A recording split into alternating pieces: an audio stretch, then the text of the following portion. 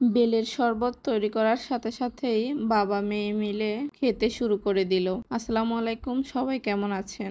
নাসিয়ার আব্বু বাজার থেকে একটা ছোট্ট বেল নিয়ে এসেছিল তাকে শরবত তৈরি করে দেওয়ার জন্য। আর এটা দেখে তো নাসিয়াও ভীষণ খুশি হয়ে গেল। তখন সে বলতেছিল আমাকে শরবত তৈরি করে দেওয়ার জন্য। আর তখন আমিও বসে পড়লাম শরবত তৈরি করার জন্য।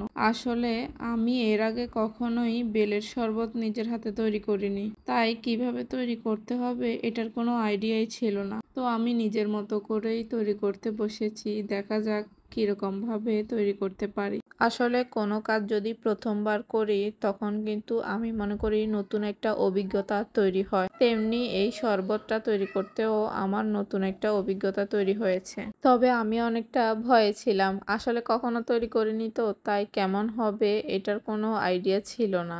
ভাবলাম যদি আবার মুখে না দিতে পারে তাহলে তো সমস্যা। যদিও এখানে আমি খুব বেশি উপকরণ ব্যবহার না করে শুধুমাত্র লবণ আর চিনি দিয়ে এই বেলের শরবতটা তৈরি করেছি। তবে হ্যাঁ, তার সাথে এখানে আমি ঠান্ডা পানি ব্যবহার করেছি, কারণ গরমের সময় ঠান্ডা পানি দিয়ে শরবত তৈরি করলে একটু বেশি ভালো লাগে খেতে।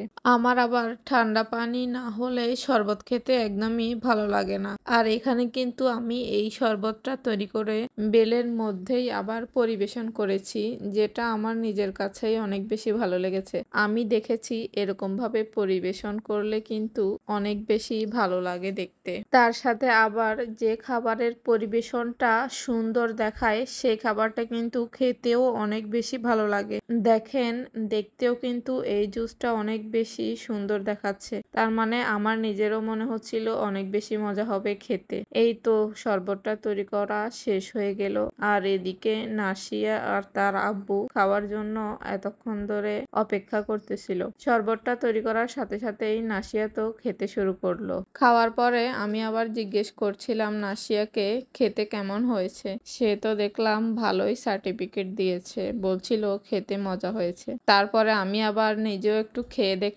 দেখলাম বেশ ভালোই হয়েছে। তো আজকের ভিডিওটা আপনাদের কেমন লাগলো সেটা অবশ্যই জানাবেন। আল্লাহ হাফেজ।